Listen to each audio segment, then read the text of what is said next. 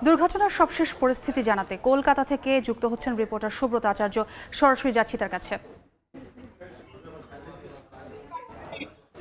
দেখুন, এখন পর্যন্ত যে উদ্ধারকারী দল, সেই উদ্ধারকারী দল ইতিমধ্যে পৌঁছে গিয়েছে এবং আপনি জানেন যে দক্ষিণবঙ্গের সঙ্গে উত্তরবঙ্গের একমাত্র লাইন হচ্ছে যেখানটা এই দুর্ঘটনা ঘটেছে। সুতরাং প্রথমত কেন্দ্রীয় রেল মন্ত্রণালয় যে মেথডটি, মানে যে কৌশলটি করেছে, সেটি হচ্ছে যে প্রথম আহত এবং নিহতদের উদ্ধার করা, এবং সেই উদ্ধার কাজ এখনো চলছে, এবং তারপর হচ্ছে এই লাইনটিকে রিস্টোর করা।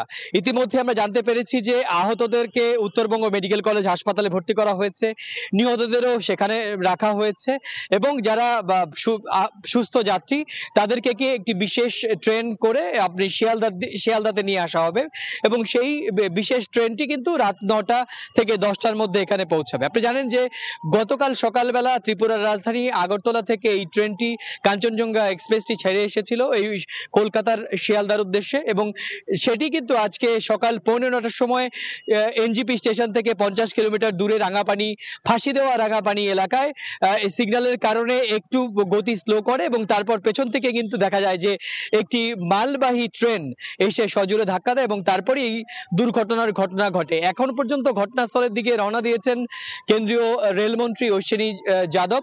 এছাড়াও পশ্চিমবঙ্গের মুখ্যমন্ত্রী মমতা বন্দ্যোপাধ্যায়ও কিন্তু বিশেষ প্লেনে করে বিকেলের পর সেখানে পৌঁছবেন।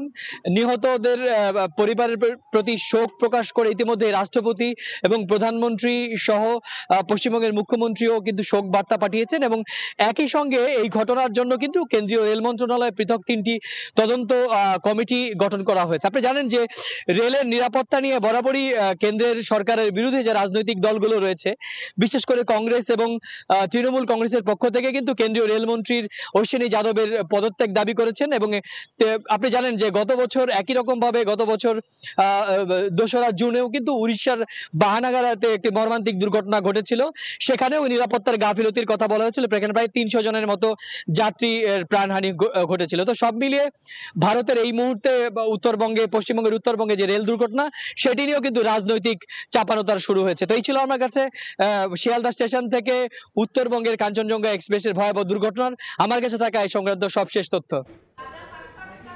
সরাসরি যুক্ত ছিলাম কলকাতায়।